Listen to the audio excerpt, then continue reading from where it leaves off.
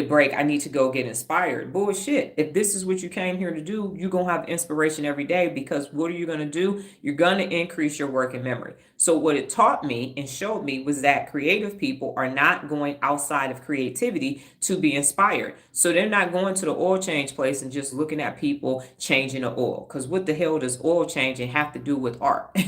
Unless you are a person like, I'm going to paint it, you wouldn't think. But if you just went and had a conversation with the person that's changing your oil, you could be inspired. Well, How Rich People Think is a book that I used to read every day. And he suggested that you go do a normal task and then you will be inspired. So I either take a shower or wash the dishes, and then something will pop up into my head and I'll go, oh, you all have experienced it.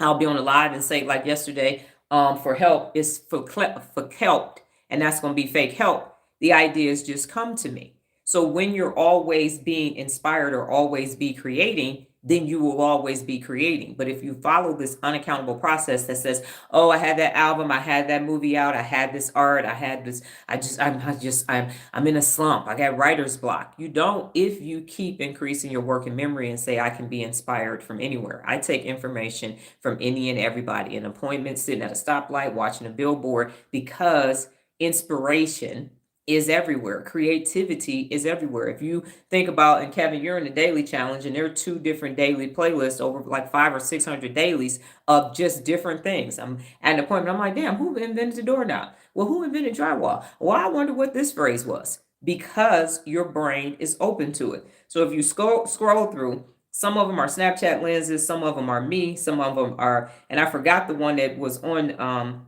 the Google did for a hot second and then it was gone. But taking a Snapchat lens and then putting it in a photo lab or a photo grid app or even PixArt, and seeing what is possible, it inspired my creativity. And then from that part, I'm now taking my creativity and using it for content writing, using it to create other content. And it's a great risk, because as a person, again, if you just look at my resume, if you look at LinkedIn and you come over here, you don't think that it's the same person. Additionally, I don't have a style from a creativity perspective. So if you think about Picasso and the blue phase, and everybody, you can tell Basquiat when you see it, you know that that's that person's art. I didn't want to do that either. I didn't want it to be, oh, I know who made that. Oh, that's a Dr. Donna. No, I wanted it to be broad enough where you couldn't necessarily tell that it actually came from me. And I started putting these selfies on Instagram, about 8 to 10 of them. And now people are like, oh my God, I'm inspired to do that. Let me see if you could do that, and all of this.